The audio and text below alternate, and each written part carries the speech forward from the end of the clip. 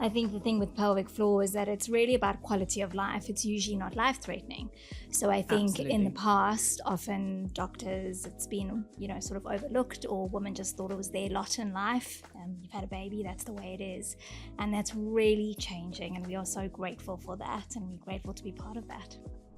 Welcome back to the Women's Handbook podcast, where we discuss everything women's health from menarche to matriarchy. I'm Dr. Natalie Hutchins, and today we're talking about a body part that's often overlooked and misunderstood, but one that quite literally holds everything together, the pelvic floor. Now, whilst I think that women's general knowledge of our female anatomy does seem to be getting better, for too many women, the pelvic floor remains a total enigma. So I'm thrilled to be joined by two wonderful women's health physios, Monica Donaldson and Tamara Gerdis, who spend their days helping women reconnect with this vital part of their anatomy. We're going to talk about everything pelvic floor today, what it is, where it is, what it does, and how it can go wrong across our life stages. Now, there are going to be a lot of visuals in this episode, so it might be one that you want to watch rather than listen to, but we will do our best to explain what we're showing as much as possible. So let's get started.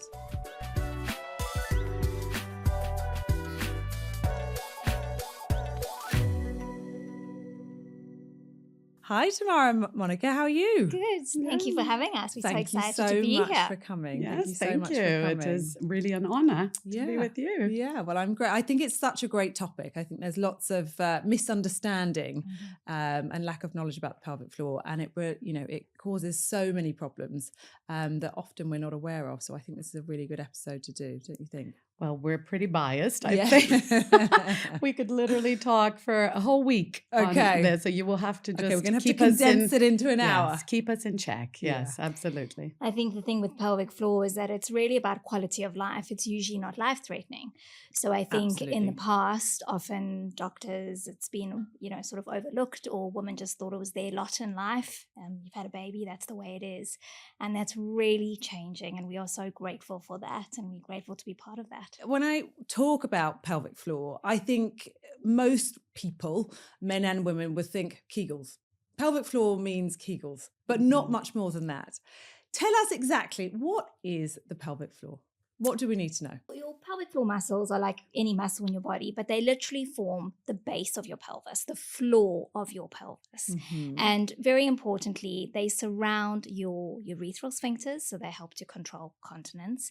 They surround your vagina, so that improves sexual stimulation. And they surround your anus at the back, so they help to control wind and your bowels. Right. But they also support your pelvic organs. They support your bladder, they support your uterus, they support your rectum. And they actually form part of your core. So when people think of your core, you think just abdominal muscles. Yeah. But your pelvic floor are actually part of the core. So if things go wrong with your pelvic floor, you can have issues with any of those aspects. Right. Maybe it'd be a good time to actually pick our lovely pelvic health model. So go on, show us which bits you're talking about. As Tamara was explaining, there's this whole network of muscles. Yep. We have the bony pelvis with the pubic bone at the front and your iliac crest, or the pelvic bones at the sides, and then your spine coming through the back here into your sacrum and your tailbone, your coccyx. Yeah. Okay, so those are the bony landmarks, and also your sit bones at the bottom here. Now, we have essentially two layers of muscles, and then we refer to them as the superficial layer of muscles, which are basically the ones that form sphincters around your urethra, where the urine comes out from, and then the entrance of the vagina, where, menstrual blood and sex happens and childbirth, and then the anal sphincter. And then that superficial layer, also a very important one, is that it also moves your clitoris. Okay, so blood flow to the clitoris, as well has a function in the urethral closure, which we can talk about later. So if we remove this superficial layer, you then have the next layer, which is called this incredible, remarkable muscle, which is called the levator ani. And it basically means in Latin, the lift of the anus. And these muscles are predominantly responsible for giving the support to your It really organs. is like a sling. Like a sling, like a trampoline, I suppose, in here. And in between these two layers, in and around and between, you have a whole network of fascia, of connective tissue that is strong and flexible as well, and you have ligaments. Yeah. And so that forms the whole pelvic floor structure, and Got it it. gives it support and structure as well, those connective tissues. Okay. Yeah? One of the ways that I think commonly we know that it goes wrong is that it becomes weak, Yes. hence the Kegels. But that's not the only way it can go wrong. Can you talk about some of, in general, before we get onto the cases, some of the ways in which, the pelvic floor can go wrong? So the pelvic floor can present on a spectrum of being lax or overstretched, perhaps weak, not actively contracting well. Mm-hmm. And it can go right into the spectrum of tension and being tight. I suppose you can imagine, like, some people have very tight hamstrings. Mm-hmm. Some people may have, because Tamara said it's a muscle group like any other muscle group in the body, Mm-hmm. it can sometimes be actually quite tight and inflexible. Yeah. Now, ideally, a well-functioning pelvic floor has movement, some pliability, it can and good coordination. So we want those muscles to be able to move. Yeah. So if you get a muscle that is not moving well at all, or a muscle that either because it's too stretchy and lax, or because it's too tight and tense, then it's when we start seeing some dysfunctional behavior happening. Yeah. So even if your pelvic floor is strong, but it's activating at the wrong times, you can still have issues. Right.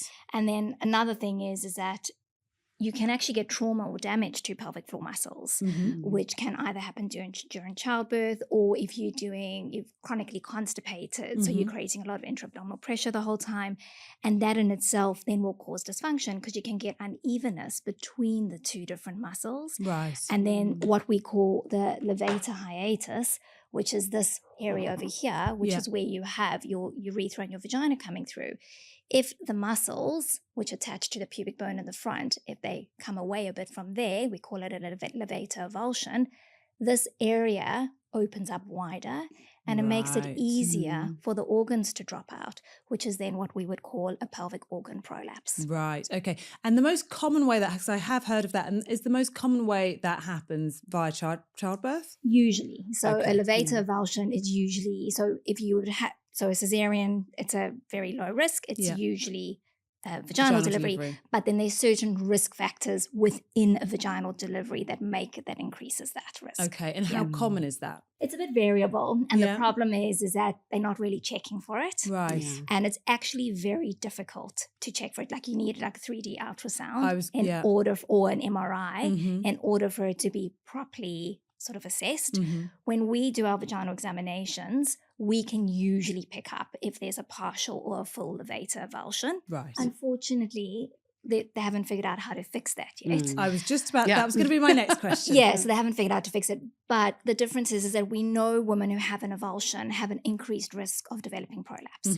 So what that means is that if we identify those women without creating fear, which is really important, we will do a lot of preventative work with them. Right. And so if they're doing a lot of high impact exercise, maybe we'll talk about fitting a vaginal support pessary to provide that sports bra effect, that lift for the organs, so we're reducing the risk of developing prolapse over time.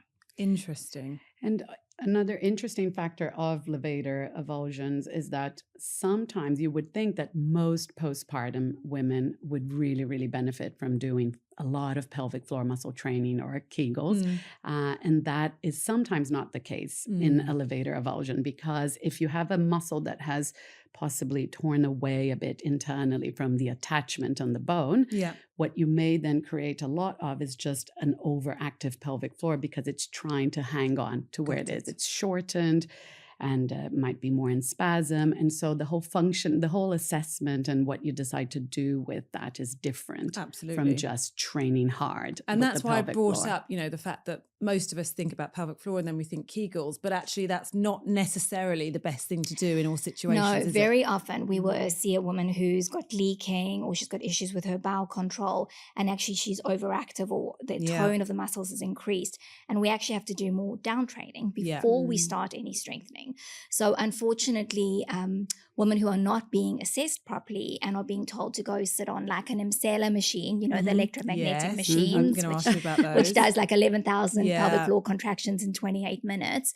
Those women can make their symptoms worse if they are already overactive. So we actually have to either we do manual releases of the pelvic floor, we teach them diaphragmatic breathing, we're doing stretches. It's all about softening the pelvic floor, down training, and then you can start appropriate strengthening. And can I, as a woman, know if my pelvic floor is too tight or too loose? Is it possible for me to have those symptoms? What would I be feeling if my pelvic floor was too tight or was overactive? In terms of symptoms, some of the things that we often see with those who have higher tension, dysfunction, will be painful intercourse. That sometimes is an issue, which can be at the entrance of penetration and sometimes deeper inside as well. Younger women who are trying to insert a tampon and are unable to. They just keep going through lots and lots of different tampons and they can't actually put it in because it's too painful. Women who, when they sit to have a pee, they feel like they need to wait a bit and then they may need to push their pee out, or at the end of peeing, they just need to do that effort to push, which you shouldn't have to. It should just be a relaxed moment of the pelvic floor. Women who suffer with constipation, sometimes when they're trying to actually just allow that poo to come out of the body nice and easily. There are other factors around that, but sometimes it is because they're thinking they're trying to do an effort to bear down and open the pelvic floor, but the pelvic floor may actually be pulling up against that. And so that can sometimes be a contributing factor to constipation. And if you're comfortable, you can insert a finger or thumb into your own vagina and you can try to do a pelvic floor squeeze or a Kegel. And so there's different ways of cueing that. But I often talk about, imagine there's a jelly bean at the entrance of your vagina and you're trying to gently lift that jelly bean up towards your head. And if you've got a finger inside your vagina, you should feel a gentle tightening and a little lift up towards your head. Right. Okay, that's what, and then the let go. Got it. You should be able to feel that.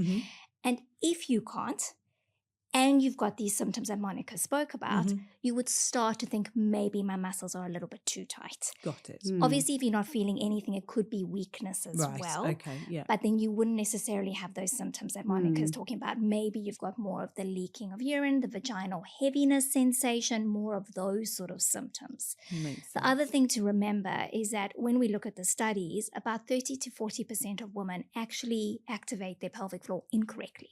So even if we're not talking about weakness or being too tight, they actually pushed down rather than lifting up. Right. So you can imagine if you're doing all these pelvic floor muscle exercises or Kegels, and every time you do it, you're creating a downward pressure, you're potentially making everything a lot worse. Yes. Okay.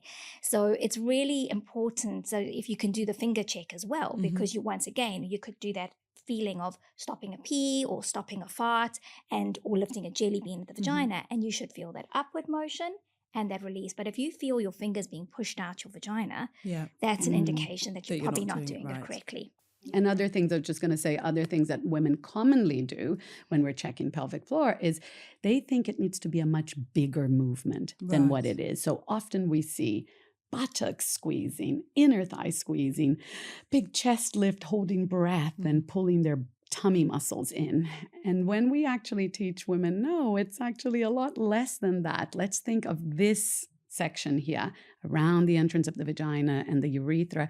And then they get it and they often say, oh, it's so much smaller than I thought it was. And so a lot of women have this misconception that pelvic floor involves them lifting their buttocks up and doing the bridge exercise. And we're like, well, it will be working in that movement, but it's not necessarily just targeting individually, the pelvic floor muscles. If you're isolating your pelvic floor, Mm. no one else should know that you're doing the activation. Right. Invisible. Yeah, invisible, except for the look of concentration maybe on Okay. your Yeah, face. Otherwise, okay. you shouldn't be able to see it.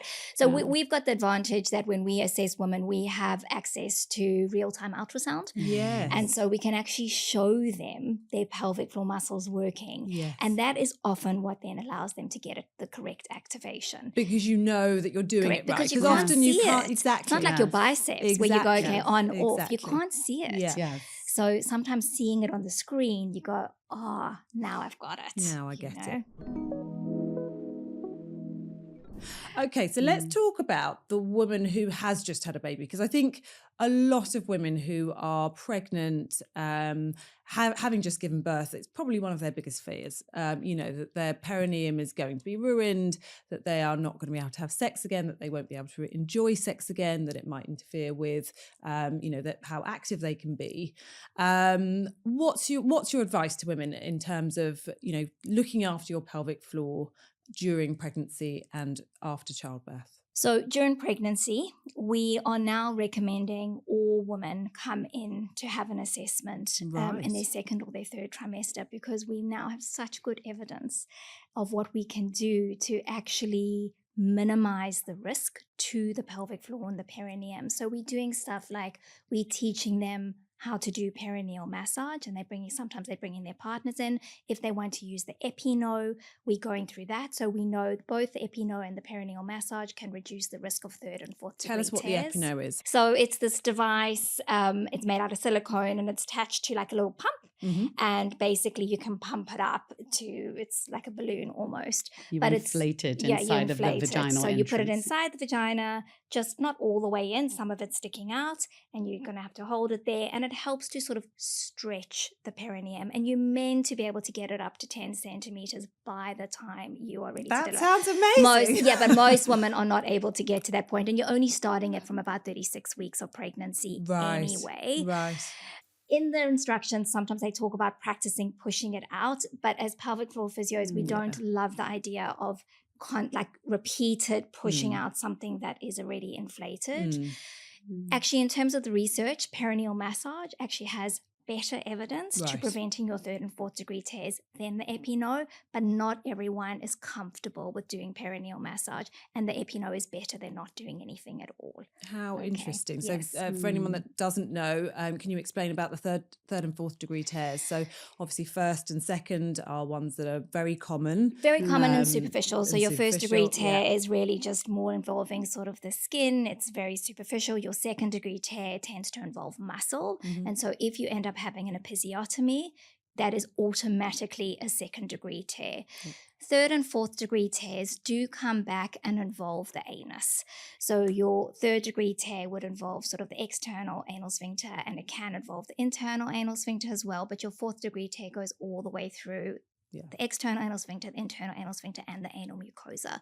The problem with your third and fourth degree tears is that unfortunately it increases your risk of having difficulties controlling your bowels, either immediately or later in life. So if you do have a third or fourth degree tear, the whole point is that it's identified, your obstetrician. Absolutely. And then that has a special sort of stitch. When they stitch it up, it has a special sort of stitch. But that is where we come in, because we do sort of special management and really monitor and making sure that the woman's looking after her bowels really well while those stitches are healing. And we actually have a lot of success with patients where it's been identified and properly fixed. They have very few symptoms. And just to say, it is quite uncommon to have third and fourth degree tears. It's not a common thing. No, it's not. But common. It is really, like you say, it's so important to identify. And it's one of the things that women do fear. So actually knowing that you've got perineal massage, which has got really good evidence of preventing it, is amazing. And this device that you can have if you're not comfortable with that, that's really, really... Absolutely. Yeah, so that's already, we go through all of that. We go through labor positioning. We know that there's certain positions are better for the pelvic floor. So for example, if you're lying flat on your back, which a lot of women are, the sacrum cannot extend backwards. So show us that. So the sacrum being here, when the baby's head is coming down through the inside of the pelvis, the sacrum and the coccyx, they need to extend, or they need to move back to create a wider diameter here for the head of the baby to come through the pelvic outlet. So when you're on your back, that is a bit more limited, yes. So we go through with women, if they're planning to have an epidural, we say, okay, maybe being on your side is better because the sacrum can move back, and we go through different positions. But what we love doing, and I'll let you talk about this. Yeah, so we now have really good evidence that women who understand the coordinated work of their pelvic floor in terms of what happens when they're doing an effort of bearing down. So for the pushing second stage of labor, which is your active pushing stage, a lot of women come back previously saying, I had no idea what they actually really wanted me to do with the pushing. Absolutely. I see that so much. Yeah. So one of the things we now know is that women who do get that better coordination of letting go in the effort of intra-abdominal pressure pushing down, that they have a shorter second stage of delivery. And when Tamara was talking about risks for levator avulsions, that's actually one of the risks is a very prolonged second stage. Right. So you don't want it to be too short, like less than 15 minutes, but you also don't want it to go over 90 minutes. So we know that that's associated with risk of injury. So we want to keep that second stage a bit more efficiently moving along smoothly. So women who understand their pelvic floor movement do better at that stage. So we now know that what we do in physiotherapy is we examine them during pregnancy once they've gone past their second trimester and they've had their 20-week scan. It is safe to do as long as they're not being restricted from having sexual intercourse during pregnancy. We can examine the pelvic floor so we can feel their ability to contract and relax. And then we ask them to do what they think is a push. Right. So to bear down. And we see how well that pelvic floor gives. Many times women contract back around our fingers when they're trying to push out. Right. So we're trying to teach them effective ways of getting that movement of pushing, blowing, or breathing out, but opening the pelvic floor. So one of the ways that we have developed, and Tamara actually came up with this one in clinic, was using a children's party balloon. Okay. So we basically just blow on the balloon and many women get it. It's a functional automatic activity of blowing. Sometimes when you don't have a balloon, even making a fist in your hand and blowing really hard into the fist can actually cause that automatic reaction. And what we then have the added benefit of is looking with the transperineal ultrasound, which is basically an imaging ultrasound. And we have a probe that we hold, just place it externally against the perineum and the vulva. And it gives you an image of your urethra, your vaginal walls, and the rectum inside. And when women then do the effort of bearing down, we should see an opening of this space. And not a contraction. And so it allows them to do the same thing of like a little light bulb of going, oh, I get it. Yes. Like I know what I have to do. Once they get it, it's literally like a skill that suddenly lights up.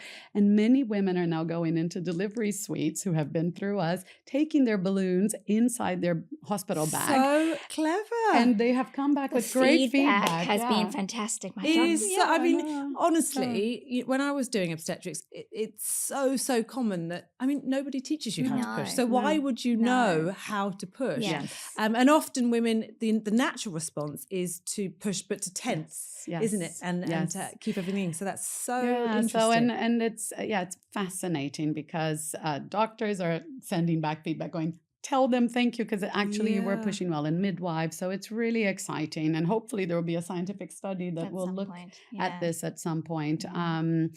The one other factor I wanted to say is that we teach women to, despite having an epidural, which again blocks out the sensation around the pelvis, and it's great for many reasons, but it does mess a little bit around with your sensation of what you're doing even more. But in light of having an epidural, when you're practicing and you understand the motor, the movement that you need to do, it still seems to be quite effective. Exactly. So if you've already learned what that should feel like, you can do it again almost automatically when the time comes, exactly, right? Yeah. Got it. Yeah. So we're doing all of that. And then we're also going through all the early postnatal advice because we're not going to see women immediately postnatally. Yeah.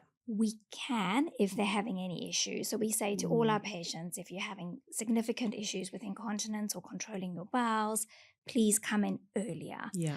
But we go through all that advice with them, what to do. So in the beginning, we're talking about maybe some ice on the perineum if they've got some stitches. We're talking about using a peri bottle with some warm water to dilute the urine when they're peeing so the stitches don't sting. And then very importantly, that first poo. That first poo after having delivery. Everyone is anxious about that. Correct. Yes. And the problem is that if you're nervous to poo, You're it actually gonna makes tense you those more muscles. constipated, right? And constipated. It makes you more constipated. So we always suggest asking for some sort of stool softener. And then you're actually supporting the perineum for that first poo. Right. When sitting down. Just do that. With a tissue, if you have stitches, then of course you want to be careful that you're not touching directly, but you can use a bit of tissue or even a clean sanitary pad, and you support the tissues and the perineum up. You can hold it from the front back. So when the poo is coming out through the back here, the hand comes from the front and supports the area. And it's very comforting because there's a sense that you're going to tear the stitches or you're scared of letting that poo come out. Yeah. Right. Yeah. And we're not doing huge, strong Kegels or pelvic floor muscle exercises right in the beginning. Okay. We're really not. It's a little gentle, maybe on and off. It's more to improve the blood supply. It's more to reduce the swelling. Yeah. That's what we're doing it for in the beginning. But during the pregnancy you are? Absolutely. Right. Yes. So as long as, once again, these women are not overactive. They don't have too much tone in their pelvic floor. But yes, and once again, there's research for this that actually shows it can help to reduce leaking of urine during pregnancy. So a lot of women will experience stress urinary incontinence during pregnancy. So sneezing, coughing, they're having a bit of leaking. Yeah. Good evidence for that. And it can help to heal it postnatally as well. Yeah. So a lot of the things that you've mentioned in terms of some of the problems that can happen after postpartum, so things like stress incontinence, prolapse, which we need to talk about a little bit more and define that. But what's actually the mechanism of that? Is that just stretching of these muscles that we've talked about? Is it nerve damage? What types of things are going on to that pelvic floor to bring those symptoms about? So that's such a good question because that's where we touch upon the fact that stress urinary incontinence is a condition whereby women leak urine under the pressure, the stress of intra-abdominal pressure. So when we cough, sneeze, laugh a lot or do a jump or run, that creates pressure from the abdomen down into the pelvic floor and on top of the bladder. And so urine escapes out under those circumstances.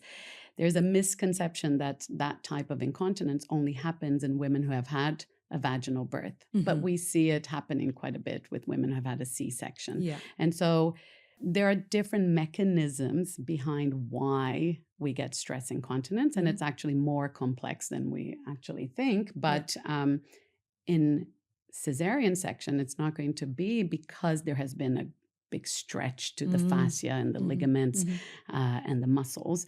But often it has more to do with how the whole of the core is coordinating. So in some women post-cesarean section, there may be weakness of the pelvic floor because they've carried a pregnancy. So there's pressure through the pregnancy on top of the pelvic floor. And then postnatally, they're recovering from major abdominal surgery, which means they have had pain. Their lower abdominal muscles become weaker, perhaps less activated. The top abdominals often get stronger quicker. And it's also related to the diaphragm, which is also part of our core. Now, when you get a system where those upper muscles are becoming stronger and tighter and the lower muscles are not strong to counteract that pressure, then weaker pelvic floor, weaker lower abdominals, you can get leakage of urine. That way often becomes more obvious when women go back to exercise and they're running or jumping, or they go to a trampoline park with their kids, maybe even a few years later. So that can often unmask itself. But with a vaginal birth, then you have the picture of sometimes having had an overstretch. If that second stage was very prolonged, there could have been some nerve injury. So different reasons for it. Sometimes the ligaments and the connective tissue that support the urethra and the front wall of the vagina, where that urethra rests on, may have stretched too much. And then when you start being upright and you have a cough, muscles are still injured, then you might leak urine more because of excessive movement there and weakness in the muscles as well. And lots of women will come away from that going, well, that's just my lot. I've just had a baby, so I leak now. What's your take on that? What would you say to them? Any woman saying that? No, not Absolutely acceptable. not. And that's what we're trying to change, is that it's common, but it's not normal. Absolutely. And I think it's is dependent on like the woman in your life, what their experience has been. And it's the same like with endometriosis, because we know there's a genetic component. And it's like if your mother had those painful periods, you just expect it, and then you have it, it's like, oh, well, that's just the way it is. Exactly. And it's the same with leaking. It's like, oh, well, I leak urine when I cough and sneeze. It's normal, you know.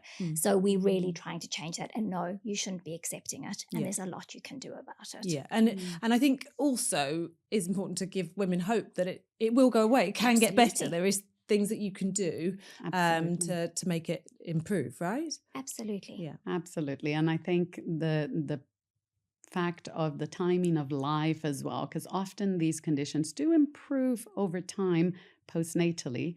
But what we tell women, and that's why we think a postpartum checkup is so essential, because we're giving them so much education for later on in life. Because what we do see is women often do improve, then they hit perimenopause and menopause. And that is when we start seeing unmasking a lot of issues in the pelvic floor as well. So we're hoping that the women, and we have good evidence for this, that pelvic floor physiotherapy actually has really good results at helping reduce incidence of urinary incontinence and manage prolapse symptoms and improve in many times. So that we are preventing women from getting to menopause in a worse state. And what do you say to women? I mean, you've touched on it a little bit with the stress incontinence and the different mechanisms of that for women with vaginal delivery versus cesarean section. But there's a lot of women who might even listen to this conversation and go, you've talked about levator ani avulsion, you've talked about 3rd and 4th degree tears, you've talked about incontinence and prolapse and things like that. I don't want any of that. I'm scared of it. There's no medical reason for me to have a cesarean section, but is that not enough? I want a cesarean section. How much can a cesarean section kind of save you from those outcomes? So I think the biggest protection is when it comes to prolapse. So what we know is that women who have cesareans, by the time they get to menopause, they are just as at risk of incontinence. Right. Especially like your urge incontinence. So your urge incontinence is when you feel you're not going to make it to the toilet on time, or, you wash your hands, you hear running water and you all of a sudden need to pee. That's your urge incontinence, a little bit different to your stress incontinence. And you can also have dry urgency, which is you get the urge, but you're not actually leaking. But women who've had cesareans can still have issues with incontinence later in life. So it doesn't protect you from that. Maybe in the immediate after birth, like after the delivery, from a stress incontinence, you might not have as many symptoms, but when we get to menopause, it doesn't make a difference. But prolapse, we do have a bit of protection. Right. If you've only had cesareans, we can still have women who've either they've never been pregnant or they've had cesareans. They can still prevent with prolapse, so it's not like a guarantee. And there are different factors for that. That might be genetics, the type of collagen that you have. It might be that you've been very constipated. It might be that you've had a job that's involved super heavy lifting, ongoing. So once again, it's not a guarantee. But that's what we typically would see. But I would say that for those women who are conflicted as to what type of delivery to have, is that there needs to be some good, well evidence-based conversations with your healthcare team. So, we do know that there are some risks associated. So, for instance, if somebody has a medical history of having connective tissue disorders, or have a family history, as Tamara said, with genetics, a mom who has had prolapse surgery, a granny, and they are during pregnancy experiencing a lot of symptoms. So those are some of the things that we can have a talk with your medical professional, with your medical team. But it still is important to know that you can actually, with a good team approach, you can prepare yourself really well for a better outcome in a vaginal delivery, as well as for a C-section. If that is what they want to have, we can also prepare for that. So either way, women should have the choice and should be well counseled, but understand all of the information without being instilled with lots of fear. Absolutely. I think it's really important to have these discussions. Absolutely. So we will never tell a woman what to do. No. So we want our patients to make informed decisions. And what we hear a lot is, why did nobody tell me? And so we try to have that discussion and 100%. Kind of go, look, this is what's going on with you. You need to understand that if you go with the vaginal delivery, this is the risk. If you go with the cesarean delivery, this is the risk. And then they need to make the decision. Exactly. 100% agree. Like all surgical procedures, women would be made to sign a consent form, understanding all the risks, even if they're minimal risks. But in childbirth, we don't tend to do that. So it's often brushed aside. And there is some argument for people saying, well, you don't want to put a lot of fear about fecal incontinence, flatus, like wind incontinence, prolapse, all these things. They are pretty terrifying prospects to sort of think about.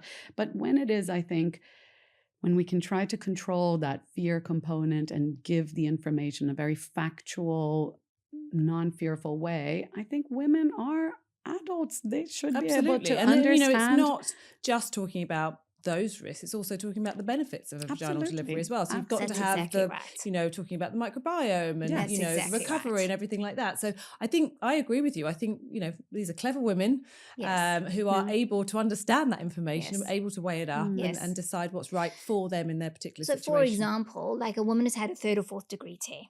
What's meant to happen is they're meant to then have an endoanal ultrasound, to check the recovery of that sphincter before they make a decision if they have another vaginal delivery in a subsequent pregnancy. And so we would say to our patients, this is the advice, this is what you should do. But if they go, listen, it doesn't matter what it shows, I'm going to have another vaginal delivery, that's fine, right? It's your choice. But it's just having that information. Let's move on then. So we've talked about what happens to the pelvic floor during pregnancy and childbirth. Let's go to another major transition. Let's talk about menopause, because the mechanisms for change to the pelvic floor is very different to pregnancy and childbirth. What's going on there? Why does suddenly we get more problems with our pelvic floor at that time? So when estrogen starts dropping, all of the pelvic structures are very, very dependent on hormonal factors. So the skin in your vulva, inside of the vulva, inside of the vagina, that can become more fragile. It can start, women can develop burning, itching, pain. And so the reduction in not only estrogen, but also testosterone in some cases will lead to some of these skin-based, tissue-based symptoms. And then on top of that, we get very complex chemical changes around the bladder muscle as well, and the contractility of the bladder muscle, which can then be related to symptoms such as urinary frequency, urinary urgency, those sudden bladder spasms that you feel like you need to rush to the toilet. And then the musculoskeletal changes that we know muscle starts changing in terms of if we're not using them and exercising them, we can see a change or a difference in the ratio of muscle to fat or tissue that is becoming more fibrotic. And so you get less muscle bulk building up. So you start losing muscle mass. And the pelvic floor, being a skeletal type of muscle or like any other muscle in the body, will start becoming atrophied as well. We'll start losing muscle bulk. And so the combination of all of those things can lead to women having some of these nasty and you symptoms. get like loss of blood flow as well. Loss of blood flow. Loss of collagen and It's not a pretty picture, and it's one that we see it often gradually building up. And I know, we haven't touched upon all the different menopausal symptoms, but things like hot flushes, we often see, not always, but often see them improving over time. Whereas with what we call genitourinary syndrome of menopause, which is this umbrella of symptoms that we just talked about, we know that they actually get worse over time, especially if untreated and unchecked. So, and the other thing is women get are UTIs, urinary tract infections, and that's also due to the low estrogen that comes in. And I think the hero of treating GSM is vaginal estrogen. I think it's absolutely brilliant. So much evidence, and really there are very many women that can't have it. So it's incredibly good. But if you see a woman who is already on vaginal estrogen, so she's done that and she's come to you and said, right, I've still, got a prolapse, I'm still not quite right with my bladder. What types of things can you do on your side to help her? Well, if she's already sorted out that side, and look, not every woman has to go into vaginal estrogen, but yes, we agree with you that it's fantastic. Yeah. But we are looking at the bigger picture. So we go through in detail bladder function, bowel function, sexual function. Yeah. And then we're treating what's needed. So remember, there's a very close connection between having issues with your bowels and then having symptoms with your pelvic floor or with your bladder. So making sure that is all functioning well. We are doing the same thing that we're doing with our postnatal women in terms of checking pelvic floor function. Is it strong? Is it coordinated? Yeah. Do we need to do down training? Do we need to do strengthening? And then if there is a prolapse, that is where we can fit vaginal support pessaries if needed. We can do that. Can we just go back and kind of define what a prolapse is? Because some women have heard the term, but they're not actually sure. And there are different types, aren't there? So why don't you talk to us about that? So we spoke about in the beginning that we've got the pelvic floor muscles sort of sitting and sort of supporting here, right, underneath the pelvis. But on top of these muscles, we have the bladder, which sits in the front. We've got the uterus, which sits in the middle. Right. So these organs are all very, very close together, and they're supported by the pelvic floor below. But internally, Monica mentioned this, that we've got connective tissue, fascia, ligaments that's holding those organs up. So if, for example, the bladder, the connective tissue that's holding up the bladder is stretched or there's trauma to it, the bladder starts to drop, okay? The bladder sits against the vagina. The vagina is completely elastic. So the bladder falls against the vagina, and what we see or what we feel is a bulge that's coming out the vagina. Now, it's not the bladder that we can see. It's the vaginal wall. It's the outside of the vaginal wall, but the bladder is sitting on top of it. Yeah. So all a prolapse is a reduction of support of your pelvic organs. Now, it can affect just your bladder, just your uterus, just your rectum. All it can affect 1, 2, or 3 of them. Right. Okay. And very typically what women will complain about is they feel there's a lump or bulge in the vagina. Sometimes they talk about a heaviness, perineal pressure. There's different ways they can describe it. The reality is that when we examine women, about 50% of all women will actually have some movement or some laxity of the support of their organs. 50% at the age of menopause? Post having had babies, right. Even one baby. Right. So the definition of prolapse has changed recently because it used to all be about what we could see as professionals. But women were getting diagnosed with prolapse left, right, and center without any symptoms. And that sends you down. If you Google prolapse, it's almost like a life sentence. It's terrible. And it sends you down this rabbit hole of panic and anxiety. So they've changed it. It's now, the definition is now all about symptoms. Right. So even if we see what we would consider an objective prolapse and a woman doesn't have any symptoms, she technically doesn't have a prolapse, right?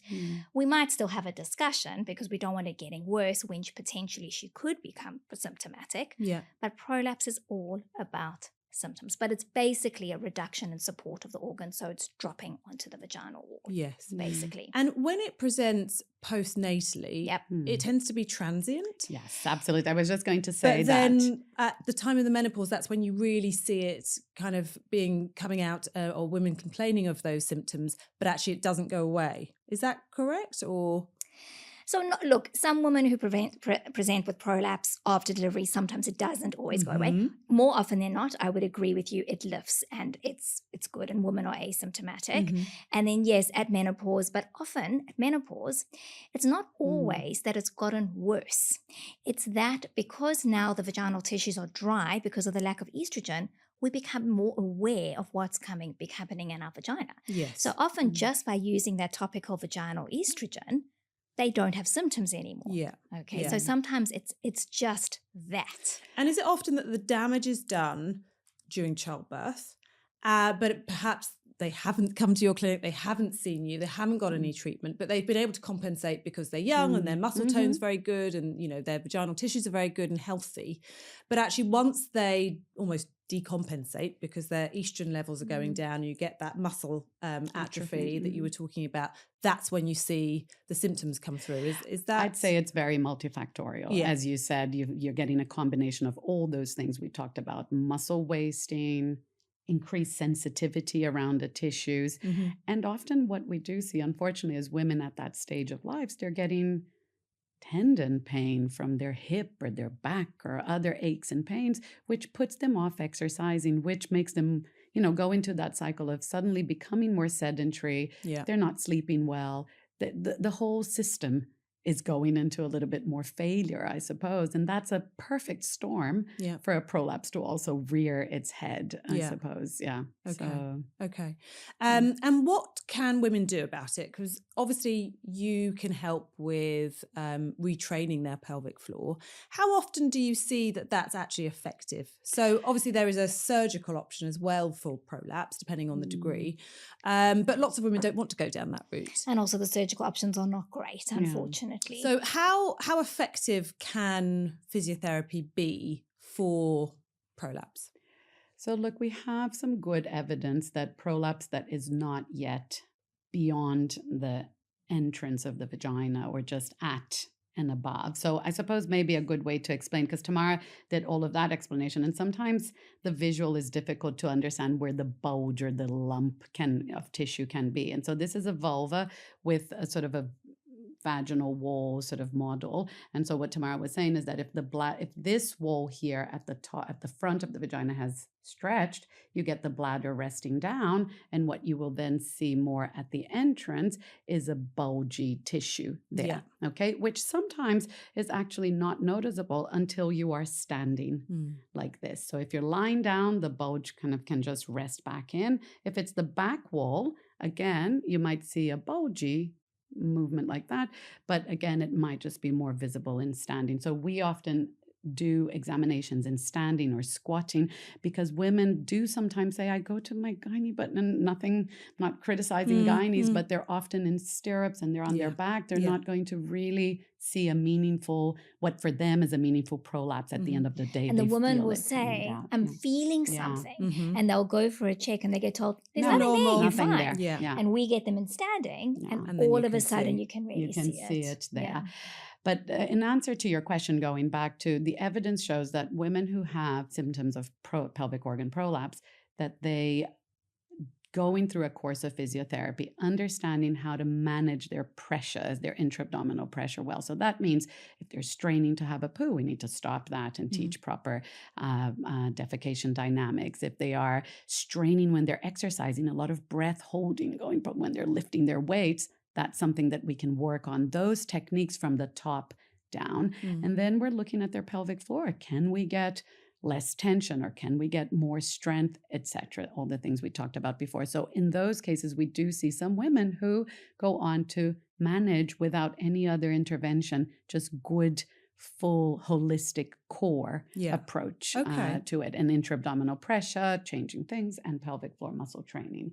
And then for some women, it's what Tamara does, and I'll pass on the buck to her, is having the option of using vaginal pessaries for supporting that prolapse. Right. So what we can offer is fitting a vaginal support pessary, which what I fit is it's a silicone device. So this is an example. This is a simple ring pessary. This is a ring pessary with support.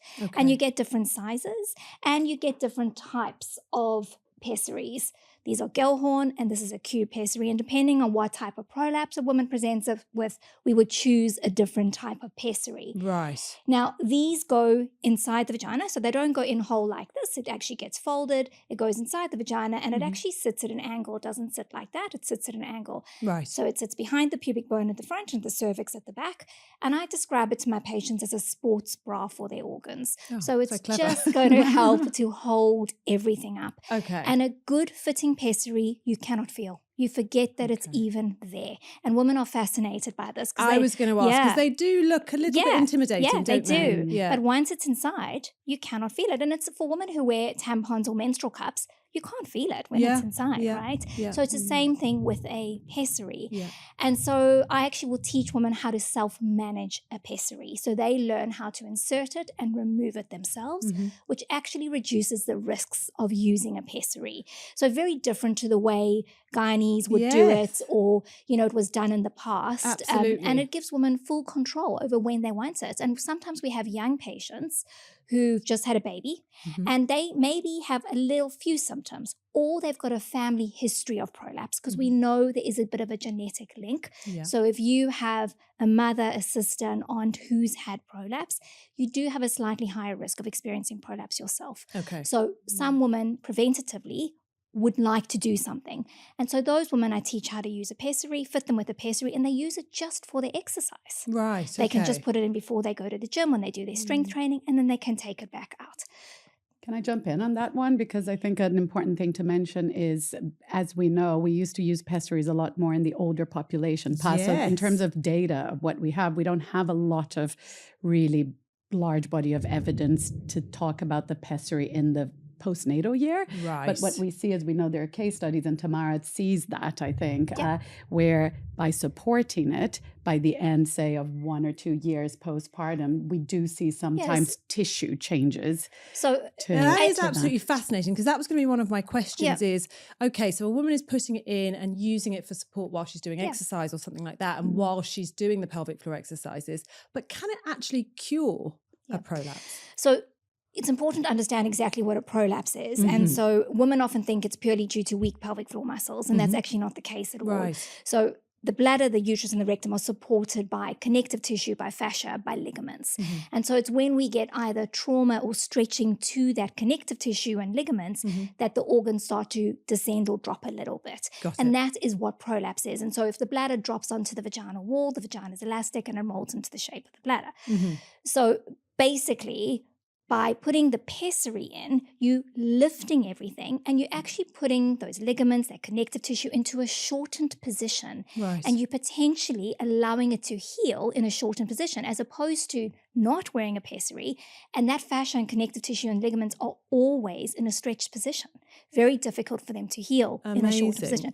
So as Monica said, there's some case studies, but we don't have definitive evidence. The long-term data, However, it makes a huge difference to women's quality of life. And as you mentioned, you know, pelvic floor muscle exercises, we don't just manage prolapse with pessaries. We've got a huge we've got many tools that we use. So yes, pelvic floor muscle exercises, we need to make sure that women are looking after their bowels, that they're not pushing and straining when they're having a bowel motion. That's super important. Yeah.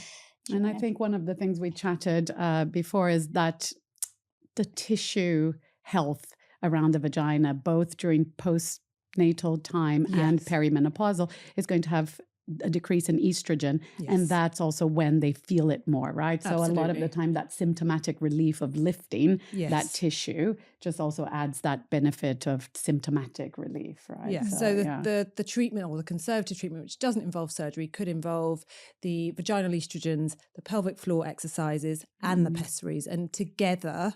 And lifestyle management. And also, you know, we talk about intra-abdominal pressure management. So teaching women how to jump, how to lift. Yes. And I think I think of one example that was just so beautiful. It was a patient of mine actually who I ended up sending her, she'd had 3 or 4 vaginal births, I can't remember now. And I sent her to Tamara because she was very bothered by this bulge.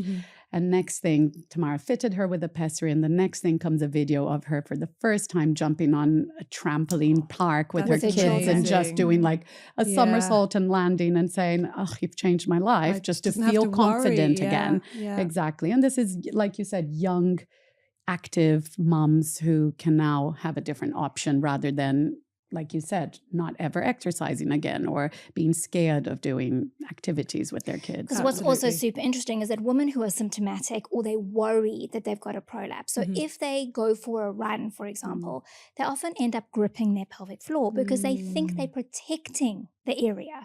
So they grip. That creates overactive muscles. They breath hold. They're pushing everything down and they're actually making things worse. Right. So the beauty of a pessary is they can put it in and I say, all I want you to do is breathe. Yeah. Just breathe. You don't need to even think about your pelvic floor. Our job is to get their pelvic floor strong and coordinated. So when they are exercising, it's doing what it's meant to do without them thinking about it. And not making things worse. Yeah. And how often how long does it take for women to learn how to put them in and out? Oh, it's really quick? Really quick. Look, my patients who use tampons or use menstrual cups are familiar with touching their vulva and their vaginas, and that's much easier. But most women, I mean, ring pessaries are the easiest pessaries to manage. They don't have a suction effect, so we don't really have to worry too much about the way they go in and go out. And it's really interesting. Once you put it in, it kind of just arranges itself inside your vagina. So that's really easy. The cube and the Gellhorn are a little bit more complicated sometimes because they have suction effects. So you've just got to be careful how you remove them. Got it. But the beauty of a physio as opposed to a gynae is that we have the luxury of time. Yes. And so we can really spend that time with our patients and make sure that they've got it, they understand. I get them to put it in, I get them to take it out. Yeah. They've got full support. Jump, squat. And do they need to use any lubrication when they put it in? Yeah, so I do usually get them, we have a little joke, you fold it up. We want lubricant on the leading edge of the pessary. Don't get lubricant all over. It's going to fling across the room. Yes, they do I've had that before when I've tried to put them in. Yes, exactly. So yes, a little bit of lubricant. Usually there's different positions, but usually I get them in standing with one leg up, maybe on the side of the toilet or the bath. Yeah. And they learn how to insert it. And goes. they usually the first time's the most challenging, and then they're good to go. And they get So tell me, I'm sure this is a question you get a lot from women. Can you have sex with that in? Because I'm sure if you've got, your uterus prolapsing and coming down, I'm sure that interferes with sexual intercourse. And I think we know that prolapse is associated with sexual dysfunction. So how do pessaries or conservative management kind of help with sexual dysfunction in women with prolapse? I have had a range of different patients and this topic comes up. And some women have a sense of their body image that is altered. And so sometimes their sense that they won't be able to have penetration because that bulge is there. And once we talk through how it actually really works, that can happen. With the cervix, I do have patients who actually, they find that once they lie down and they actually push it up a little bit or insert a finger, that can even be part of a little bit of foreplay. Yes. Once that conversation is nice and out with their partners, that it definitely can be done. Some people do find it very uncomfortable to have the cervix touched. So, but the vagina has space behind the cervix and in front. So there are ways to manipulate. There are positions so there's a lot of education. Those who are open to talk about it, then we can do quite a bit of education in terms of mechanics of it all. Do you find that women with prolapse, because you talked about the fascia being not what it should be, that it's been traumatized in some way, do you find that the feeling that they get from intercourse is different? Do they complain about that? So some women do complain, but it's sometimes the partners. Right. Sometimes. But honestly, the vast majority of time, the partners don't notice any different. And I think that's often the fear of a woman, is that it's going to feel different for my partner. And usually it doesn't. Yes, things like oral sex, they're just like, oh, I can't do it anymore. And funnily enough, when we say, do you ask him if he remembers what it looks like? And most of the time they're like, no, it's fine. I don't care. It's a communication. We do have some women, and if they don't even have to have prolapse, who come in and they say, look, their vaginas feel wider. It feels more lax. Yes. And that does happen. Yes. Yeah. For sure. And I mean, we know with that pelvic floor muscle training and exercise can add a huge amount of benefit to sexual response and to sexual sensation. There will be sometimes a situation where there is too much width. And then, the conversation then moves on to a lot of other repertoires. What do you do to get more sexual sensation? Reminding people and educating them that their pleasure organ is really the clitoral gland, and that they have arms that go right underneath, under the labia. So, explaining more about the sexual anatomy can often then add a little bit more to that. Yes. And it's not just about the physical as well. It's also about, the desire and the mind and the arousal and all of that. Absolutely. So, and I think just going back to you asking about the pessaries during sex. So actually the ring pessaries don't need to be removed for sex. And it's not because the penis goes through the hole. It's actually just that the penis pushes it out the way. And I think that's a very personal thing. I think some women and their partners are okay with that. Some just want to take it out. These are called space occupying pessaries, and these have to come out during sex. You can't have sex with these inside. I had one patient whose partner used to reach in and pull out the pessary before they had sex, and I was like, goals. Thank you. Fantastic. that's wonderful. Job done. It's very evolved, I'd say. And some women may also think, I'm putting it in there, it's staying in there for a few hours. Is it going to smell? No, so the silicone is like an inert structure, and so it doesn't smell at all. I teach women how to clean it. Remember, the vagina is not it's not sterile, so they don't need to sterilize it, but they do have to clean it. The ring pessaries.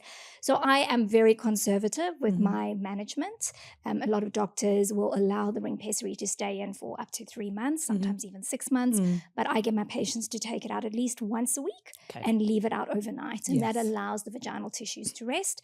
And then the Q pessary has to come out nightly because it actually has that suction effect. So the risk of rubbing against the vaginal walls is a bit more increased. Yeah, because you can get erosions in the vagina. You can get erosion. And so look, it's when it's been forgotten about for a very, very long time. But I'm very conservative with my management. But there can be, if somebody presents with secretions that are looking different, then I think it's part of your contract, right, to make sure that they flag it up if they have any discharge that is smelly or looking different. Absolutely. And then the main thing with wearing a pessary is they have to have a vaginal speculum examination at least once a year with a GP or a gynecologist just to check for any signs of erosion, which is rubbing against the vagina. Yeah. Now, obviously, we all are champion pelvic floor physio, but how many times, and maybe you're not aware, but how many times your patients opt for having things like pessaries and pelvic floor exercises, but then after a year, after 2, after 3, end up getting surgery anyway? I think that's a question that women probably would like to know. Is it something that, yes, it can do so much, and you've said that actually it can change the tissue structure sometimes and actually get better, but is it a holding space is basically what I'm asking. But I think the biggest issue is that surgery is not an easy option. Prolapse surgery has a high failure rate. Yes. Your first prolapse surgery is the most successful. So if you're starting to have surgery at the age of 40 and at the age of 50, maybe that's failed. The next one's not going to even last as long. Right. So it's really having that discussion with patients, making sure they have, they can make an informed decision. Absolutely. And so I kind of look at it as, can we get you as far down the line as possible, allowing you to do everything that you want to do? So this is not impeding your quality of life. And I always say the surgery is not going anywhere. It's always an option. And my hope is that they're looking at various research. They're looking at surgery used involving stem cells, various things. I do hope that at some point we're going to have something good to offer our patients in terms of surgery. But at this stage, prolapse surgery is not ideal. Yeah. And pelvic floor exercises and conservative measures like the pessaries are actually first line for everyone, aren't they? They are first line. Let's move on to a different life stage now. Let's think about the young girl. She's gone through puberty, maybe she's 15, maybe she's very sporty, started her periods and really, really wants to use a tampon. And I think we all see these girls quite a lot who come in and say, look, I'm definitely using this in the right way. I'm definitely directing it in the right way, but I cannot get this thing in. What is going on there with her pelvic floor? So I think we discussed earlier on when we talked about pelvic floor muscles that they are on a spectrum of resting tone.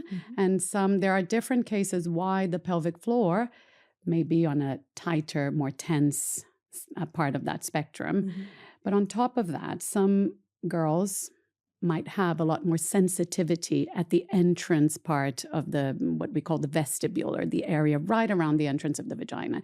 So if that skin is very sensitive and girls are trying to push a tampon through and they're feeling sensitivity, their pelvic floor muscles are just going to guard against that. So they go into a protective involuntary spasm type of thing, making it very difficult for that tampon to go through.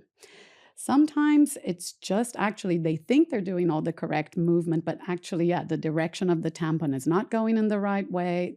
They're pushing it against possibly skin that is a bit dry, so then it feels more sensitive. So there's a few different teething issues that we can work through to teach that.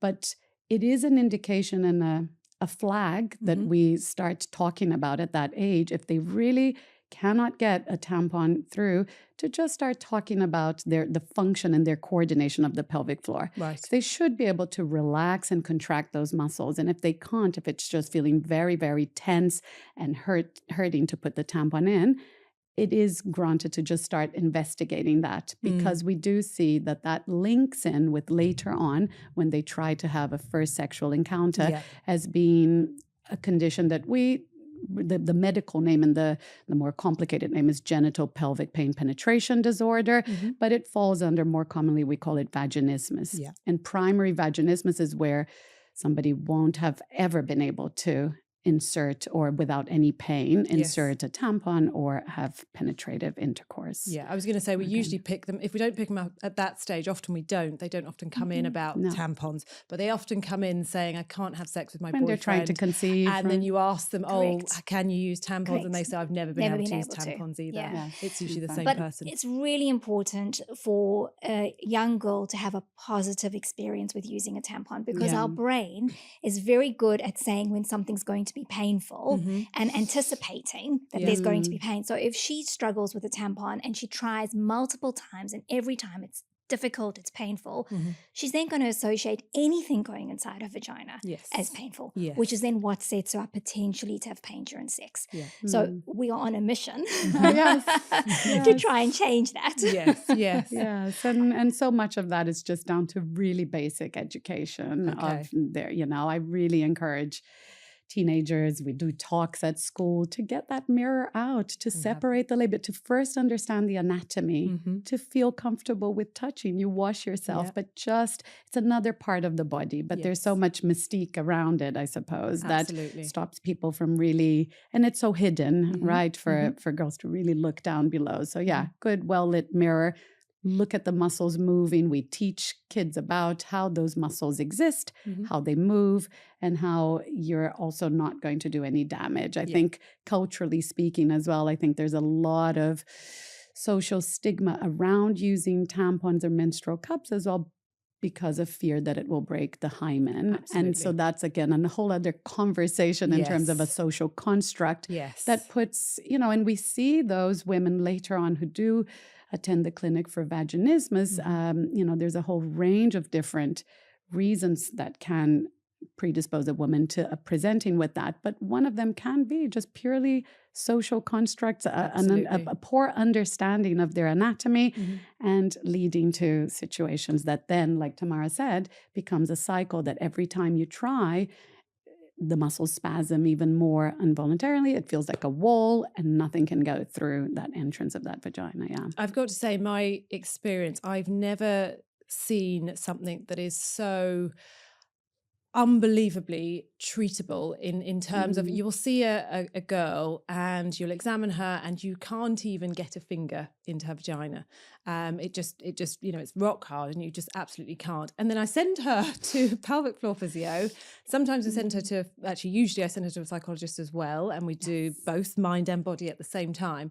And they come back and just 3 months later, or sometimes even sooner, and I can do a speculum exam, and it is absolutely transformative. It's really, really amazing. Yes. What do you do with them? Because they come back and I'm going to send you off, and then they come back and I'm like, wow, and they're like, I'm fixed.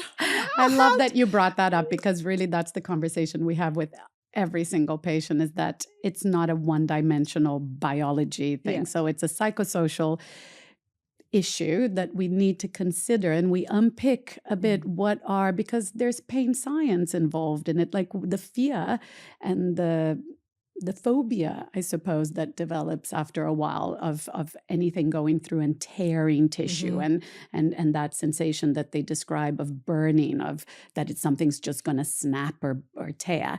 And so unpicking all of those issues to give proper education, but then on top of that, doing a sort of show and tell. It's again, getting used to your anatomy, understanding, pinpointing what is what, that many times for many of our patients, it's the first time they've ever even heard about the clitoris, the labia, where is what. Some people don't even know that they have 3 openings. It's a lot of it is getting to that education, and then desensitization, right? We do a lot in first. If it's a lot of it is sensitization that is not allowing that area to be touched from the outside, we assess properly to see if the skin is an issue, because that's the first thing. Some women do have what we call vulvodynia or vestibulodynia, and that will be the first barrier. If we don't treat that, nothing is going to go in through that skin. So that's the first part, I think, of the assessment that is so important, because sometimes people are just decide to go and just get a set of dilators, and they said they'll just do it at home, but they still struggle. So again, it's so important to have a good assessment.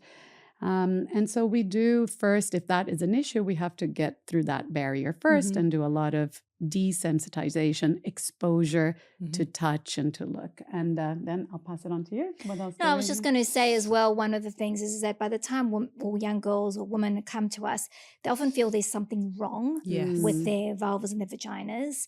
And so I think they're always so relieved to understand that actually everything is really normal. And, explaining that the vagina is elastic and that it's designed to stretch and it's completely safe. But so we do the desensitizing. We also have the advantages, we have real-time ultrasound. And so we can actually, without inserting anything into their vaginas, we can actually show them their pelvic floor muscles switching on and switching off. And that's really helpful. And then depending, sometimes we would start with a very small dilator, which is sometimes called a vaginal trainer. And it's really important they learn how to use that at home as well. So they need to get carryover between the sessions. What do you think about dilators versus fingers? So that's a great question. And sometimes fingers will be okay. I definitely always prefer skin. They get more feedback. Even for ourselves, when we do examination, we feel that. But for some people who are highly sensitized, the ones that have very, very high tone, a finger is very pokey, is unpredictable. They actually feel much more nervous about having a finger go in. Then the dilator is an inert, device, and it's tapered at the top. So it's somehow that well lubricated seems to have a little bit more of an easier entrance. And I think they also like that objective measurement in terms of, okay, I've managed the really small one. Wow, I've managed the next one. That they really like that. But we do try to, if we can insert one of our fingers whenever in a session, and then we can actually start to manually release the muscles.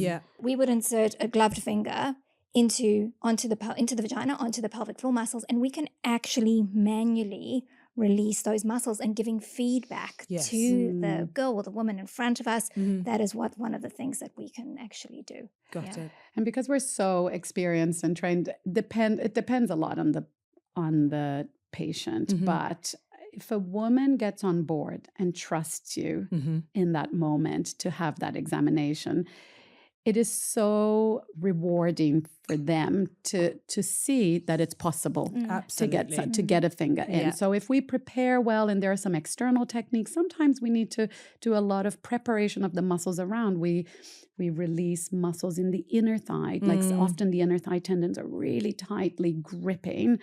Sometimes it'll be the glutes, the hip stretches. We release the abdominal area. We do a lot of diaphragmatic breathing, and that can all be a really helpful preparation in terms of lowering the anxiety, the desensitization type of techniques. And then once they recognize that they can move their pelvic floor muscles, often then we do that as a buy-in to then proceed with a gentle one-finger examination with their consent.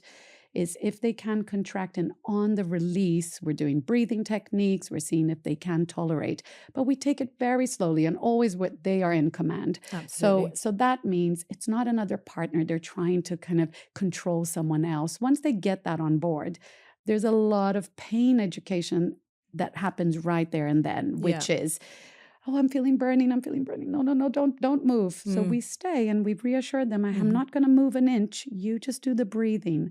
And then we're rating, how bad is this burning? How bad is this pain? And they say, oh, it's like an 8 out of 10. Okay, let's bring you down. We're trying to get that nervous system to just regulate and calm back down. Once they get that, they go, oh, it stopped.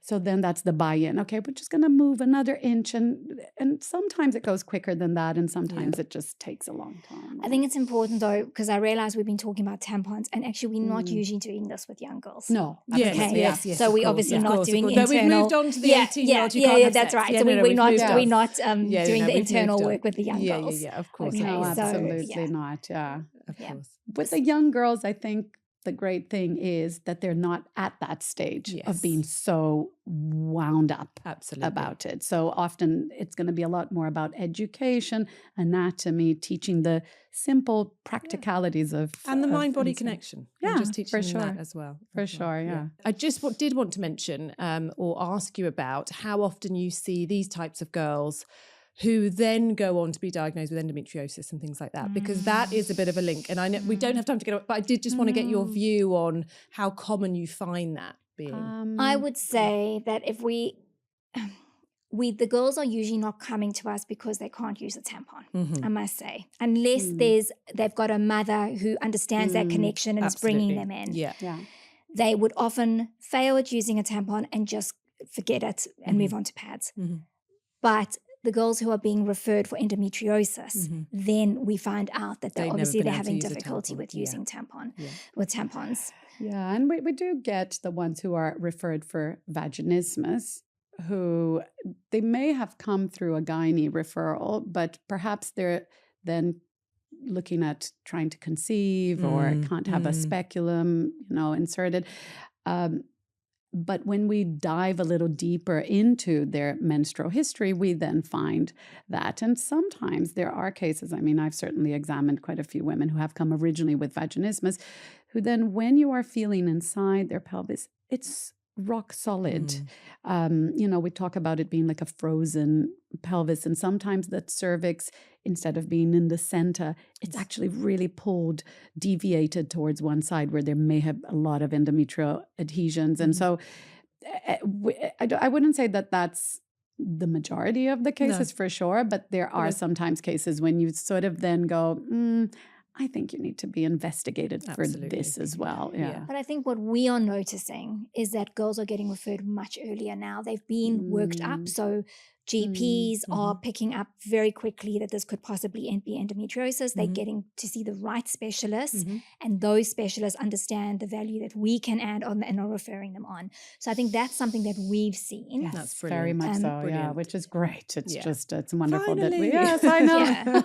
And it's not just, yes, we've spoken about the pelvic floor stuff, but there's so much else we can offer for these young girls who've got endometriosis. Yeah, for sure. Absolutely. Okay, so we've got a few other little gadgets here. So tell us what you rate and what you don't. Okay, what we do love is a lovely pelvic wand. Okay, that looks scary to me. I'm it surprised that you like it. But a little bit of what we do in physiotherapy, which is our finger, it's about that kind of curvature, I suppose. And when we're releasing tension and painful spots in pelvic floor, that's how far we go in to the finger. So it's actually quite comfortable. And so basically it goes inside the entrance of the vagina. And once it's in, you are using the outside, which looks like a scary because it's quite big, but this is like a boat sort of engine. You're pointing it in the direction, and so that it's inside, it's actually pressing into the pelvic floor muscles to release those painful spots. Right. A bit like we sometimes also get pain in these muscles, and you get pain going up into your head. So referred muscle pain spots, and this is what the pelvic wand does. So for people with pelvic pain, this is an excellent, or tension, and they're trying to get rid of pain. This is a really good, it can also be used for perineal massage. So sometimes just during pregnancy, it can be used to stretch the perineum. Okay, So, but if a woman is comfortable, she could do all of that with her hands? Oh, absolutely. Yeah. It's difficult to get as deep Right. with your own fingers, Right. but yes. Okay, got it. But for perineal massage, yes, you can use your perineal own massage, thumb. you can use your own But for thumbs, some of yes. those deeper muscles inside, that's a much better option. Yes. Yeah. Yes. There's also these kinds, and you have Okay. the two different spots. So this is a little bit smaller. It can go in that way or this way. Okay, Yes. okay. Looks less scary when you put it in the model, actually. Yeah. So these are very popular, popularized by Gwyneth Paltrow's Goop. So I'll just do a very quick little spiel on that because unfortunately, these were claimed to be an ancient Chinese practice that was supposedly very wise and effective. But in 2019, there was a big exploration of that claim, and they found out from archaeological or historical research that there was no such thing. So it was pretty much a marketing ploy. And it's a problem because of the type of substance that it is. It can actually be a little bit porous and hold bacterial sort of nests in there, and that can lead, if you put it inside of your vagina, you can actually lead to getting bacterial vaginosis or absolutely bacterial not what you want. But the big issue is that it's completely not functional.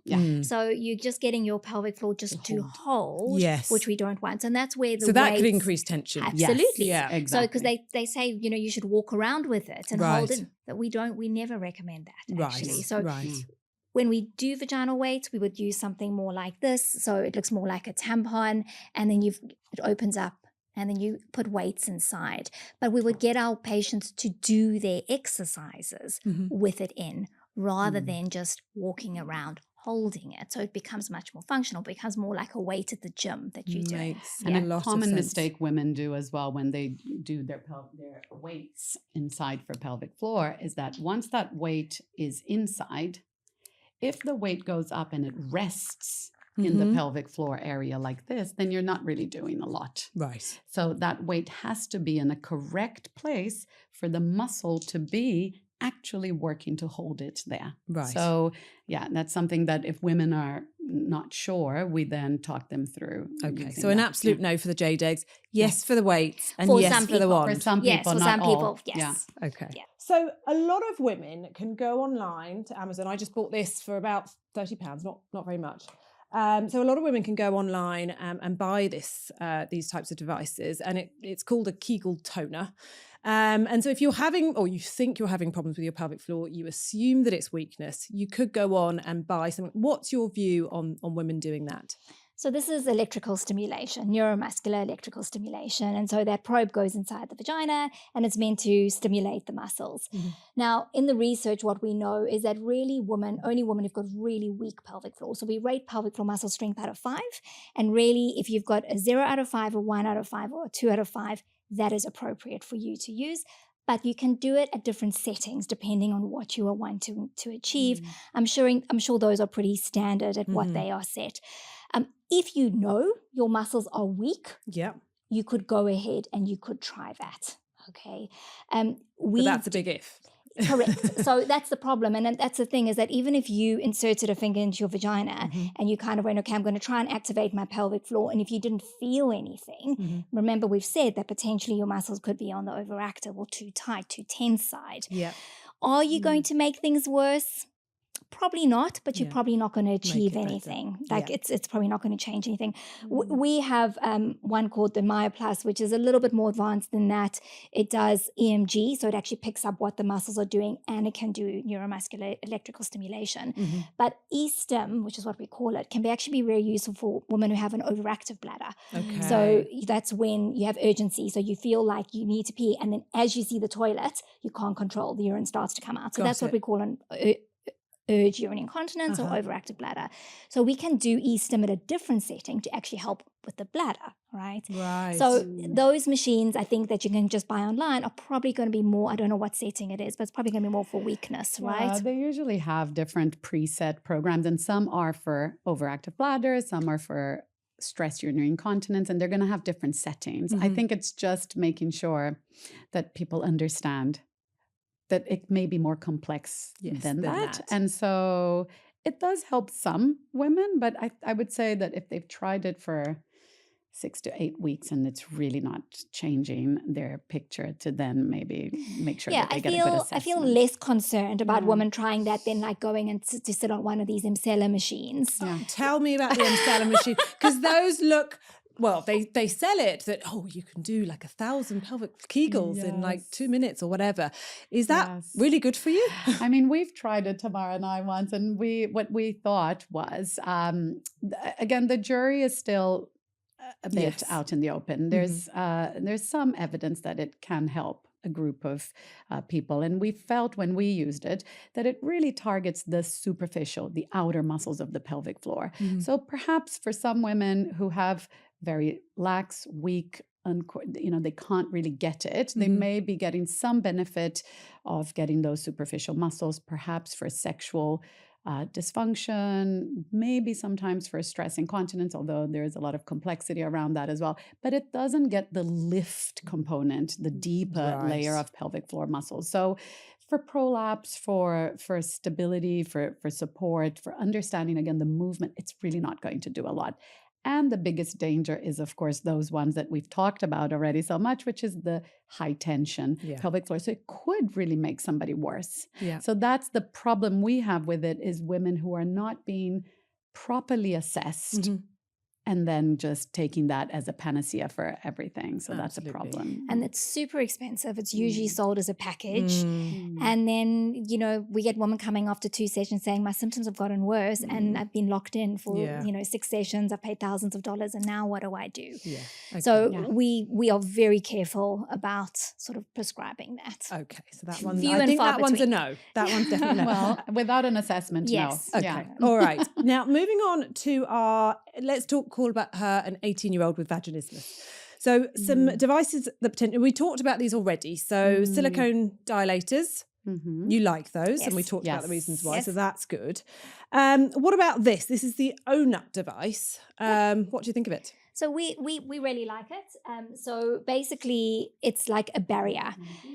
Yeah, so this is the ONUT. It sort of comes out like that. And so this is particularly good for a woman who's got a lower cervix. Okay. So the cervix is full of nerve endings, and it's often a woman who would describe deep penetration pain because it's often the penis hitting the cervix that creates discomfort.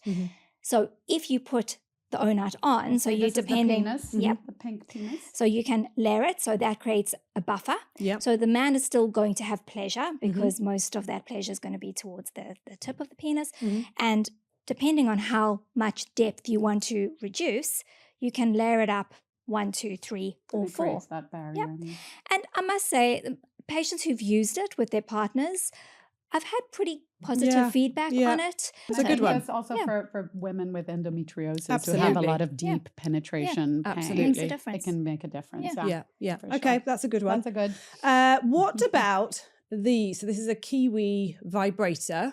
I have heard good things about it from gynecologists that treat women with vaginismus or pelvic pain, in that it kind of increases blood flow. It's not so scary because you've only got this little nub going in. What do you think about it? what I would say about it, I mean, in my opinion, vibration, I would be directing it towards the clitoris as well to help, because here's the thing with any pain, and I talk a lot about the sexual arousal, desire part of things for vaginismus, because that's the problem a lot of the time. We know that the vagina will create that tenting effect, it will release. So if a woman actually can become properly aroused, then you're going to tap into that natural physiologic response. So just explaining that to them can have a big impact, and then inserting the dilator. So I'd say pleasure yourself if possible before you try to do any insertion. I think the Kiwi, I have seen it and we have felt it, and it can get quite powerful. Right. So I think if you're going to try it, always start with the lowest setting and then build up. But look, I think I agree with you. That's not too intimidating. If you're going to insert that into your vagina, I think there's no problem with that. Okay. I think you want to go ahead and try that, go ahead. No and in terms of circulation, there is some nice evidence coming up now in terms of like even for genital urinary syndrome of menopause, that keeping that area well circulated in the tissues, as long as they're not creating any microabrasions and it's not causing any problems, then I'd say yes, absolutely. Yeah. Okay. Now, you were going to show me the Epino, because we talked about that earlier, didn't we? We did. And so the Epino is one instrument that has been, it's now very popular with the prenatal population to help prepare the perineum against suffering sustaining a bigger laceration or having bigger tears, perineal tears. So it's a little inflated balloon type of thing that you close. You insert it into the vagina up to... It's like a blood pressure cuff. Yes, it's like a blood pressure cuff, exactly. And it has a little valve that allows to inflate or deflate. So when you insert it, you have it deflated, you insert it up to this mid portion here, and it goes into the vagina to that point. And on the outside, most people need to kind of keep it there with the other hand holding there. Then you close the valve and you pump it. So you can see the pressure will start going up on the valve. Yeah. And I'll take my hand off so you can see that the cuff is then stretching. Yeah. Okay. And you get it to a point where the woman takes it to a point of tolerance in the tissue. It needs to feel like it should be probably burning a little bit, some discomfort, but not beyond what we usually say. Keep it in that scale of 4 out of 10. Beyond that, your body is going into too much tension, stress, and then it's going to be counterproductive. But if you can then, so part of it is you're physically stretching the collagen around all those tissues, around the perineum. But also, there's some argument for birth preparation skills in the sense of feeling that discomfort, that's like, that burning in the tissue, and then breathing around it, doing your visualizations, your hypnobirthing, whatever you want to use, and then allowing that perineal tissue to take a stretch. One thing that we do not condone so much is I think in some places in the internet, people recommend pushing the Epino out. And we don't recommend that. That's really like it's a marathon event. The day of your labor, you're going through incredible surge of hormones to allow you to do it. And it's your uterus that is really doing the pushing. So we don't want to encourage that bearing down repetitively when you're practicing the Epino. But to go just in terms of the instructions, usually women are recommended to only start this at about 37 weeks of gestation, and they can do it daily if they want to. They probably can spend maybe 10 minutes a session doing the Epino, and they're trying to get that inflation to progress in terms of the size and of it. is using that better than doing perineal massage? No. Is the same? No, or? perineal massage is better. Okay. So basically the way it works is perineal massage is the best, the Epino is the next best, and then doing nothing at all. Okay. So, but the thing is that not every woman feels comfortable doing perineal massage. And by the time you are heavily pregnant, sometimes it's quite awkward to do the perineal massage yourself, which means you have to involve your partner. Some women don't want to do that, in which case the Epino is a really good option. Yeah. And sometimes we have patients who do both. So one day they might do the perineal massage, and then 2 days later they'll use the Epino. And the that's husband okay is traveling, he's busy, can't be bothered. Because sometimes it can be difficult for them to reach, isn't it? That's exactly right. Yes, it's when uncomfortable. you've got a big belly, it's tricky to do. do that. And I do find it's counterproductive if you're trying to do that and relax and be, it's multitasking to an just extreme. Just too much. That's brilliant. And you've also got some books for us. So tell us about these. So you've got Me and My Menopausal Vagina. Yes, that's a lovely, very digestible, very readable book. It's very anecdotal by this lady called Jane Lewis, who has a wonderful Instagram page as well. And she's become a huge advocate of showing women what can be helped with genitourinary syndrome of menopause. So she describes her own case, which was quite severe, and it caught her by surprise. She was completely uneducated and unprepared to what developed into quite an extensive, it massively affected her quality of life in so many different aspects, not being able to wear the clothes that she used to wear before. Anyway, just a lot of very, very troublesome symptoms. And she then describes how she goes on to manage it. And so she became one of the first really vocal advocates of women paying attention to their vulvas as they aged. Absolutely. And all the amazing things that we can do to prevent that, like lubricating, moisturizing, getting that estrogen earlier rather than later. I was going to ask you about lubrication, actually. Which one do you recommend? Fortunately, there are a lot of lots of good ones on the market. But we don't recommend. Okay, good. Yeah, tell me that. Yes, we don't love the KYs and the Durexes. Okay. It Why not? What's wrong with them? Dries very easily. Okay. So it's not. Yeah, it's also just not equipped. Like chemically, it's not really good. It's got parabens. It's got the osmolality, I think, of the vagina. And I can't remember all the specific numbers, but I think the vagina should really be, osmolality should be somewhere below 300, and something like KY jelly has literally thousands of the value. So it's actually not good for the vagina. And then you have a lot of really great products now that are developed. And one of them, we brought it here as well. The Olive and Bee is one that we use, but we do have it's important for people. Yes. So we use Yes as well. Yes, so the Olive and Bee is just olive oil and beeswax, and it's been developed by a pelvic health physio in Australia for her postmenopausal patients. And that's really lovely.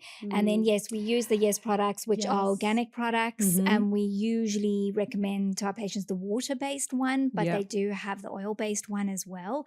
We just need to remember that if women are wearing condom or using condoms, they're not wearing, but using condoms, they can't use any oil-based lubricants. Or they are using it on their silicone-based product. So you have to use water-based so that it doesn't become porous and create. But there are some good silicone lubricants as well that we really like as well. So absolutely, and I think there's a lot of stigma around lubricants, and I think now the conversation is really changing. And I often, when we say to patients, really, it's a great idea. It's like a sex toy. It adds to pleasure and it helps the vagina just not suffer any microabrasions or problems around the tissue. And so really, some people go, but I don't need it. I'm just absolutely fine. And the thing is that if you keep that tissue, just like we look after our skin health, if we keep that tissue hydrated, pliable, then it can go on for longer without having any problems. And I think in particular with our postnatal women, especially those who are breastfeeding. So it's basically like you're in menopause. So estrogen levels are low, vaginas are very dry. So we always have a good discussion with our patients about using lots of lubricant when and they you decide can to use have sex. vaginal estrogens at that stage as well. You can. Yes, you can. Thank goodness GPs are more clued into that. But I think women are really surprised if they've had a cesarean section and they go to have sex. Why is my vagina hurting? Yes, absolutely. Exactly. That's a really good point. Exactly, We've got one more book that you brought in. Yeah, so I love this one, Come As You Are, Emily Nagoski. So she's also done a few different books, and this one is really good for women to understand their libido, basically. And I think that's something we see a lot is that women feel that they've lost that drive and that urge. And I think it's so important to understand what's driving that. And so she talks about these accelerators and these brakes. So things that basically turn us on, what gives us pleasure, but also understanding what the brakes are, that if you're stressed or you're under pressure, that can all sort of have a limitation to what you're feeling in terms of that you feel like having sex. And so it's really important for women to understand that, because they immediately feel there's something wrong with them. Absolutely. So it's something I do sort of recommend quite a lot. It's super educational. I think men should read it as well. That should be a bedside. I think she points out a lot of what is normal and what's not in terms of your anatomy and the whole range, and understanding the mechanics of pleasure and, like Tamara said, desire and arousal. So, and there's another really good one called Becoming Clitorate. Yes. Have you read that? She's great. She's amazing. Well. It's such a great book. And she talks about, so you've talked about the mind-body connection, you've talked about the physical aspect with GSM, but there's also that if you are in a heterosexual relationship, the man also needs to know where your clitoris is, and you need to know where it is, and you need to know what it does for you. And just understanding the mechanics of the physical mechanics of sexual pleasure in yourself. There's a really good website we recommend, OMG Yes, and you pay a one-off fee. It's like $100, and it's really fantastic for that sort of thing, really showing different things that maybe women and men would find pleasurable, they would never thought of trying. So important, that side of things. It's a huge bank of really well put together and very good taste, women relating their own preferences in terms of finding pleasure, masturbation and all that, which is so interesting, especially for women who have never tried and would like to, but are scared, not quite sure where to go. It's actually a really amazing project that they've put together. Yeah. That's great.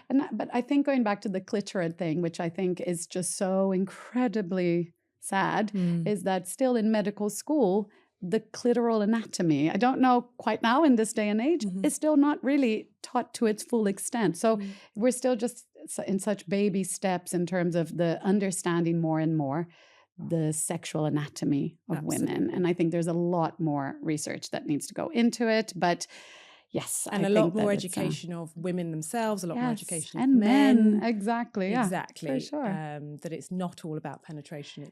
We've got another whole organ just for sexual pleasure. I know. We have a whole 3D model of a clitoris not aroused, and a clitoris that is engorged, which is just, a lot of women are so surprised at how big it is, large the structure is, and we only see the little tip. Absolutely. Of the iceberg. Yeah. Absolutely. Well, we'll keep spreading the good message. Yes. Ladies, thank you so much for coming in. I really appreciate it. It's been an absolutely brilliant and informative session, and I'm sure that everyone will agree. So thank you very much. Well, thank you for having us. Thank you for having us. Of course. And that's it from us. I've been Dr. Natalie Hutchins at the Women's Handbook Podcast.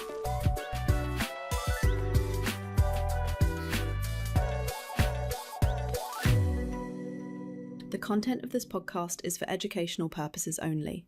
It is not intended to replace the doctor-patient relationship, nor does it constitute personalised medical advice. If you are affected by any of the topics discussed, please speak to your doctor or a qualified healthcare professional.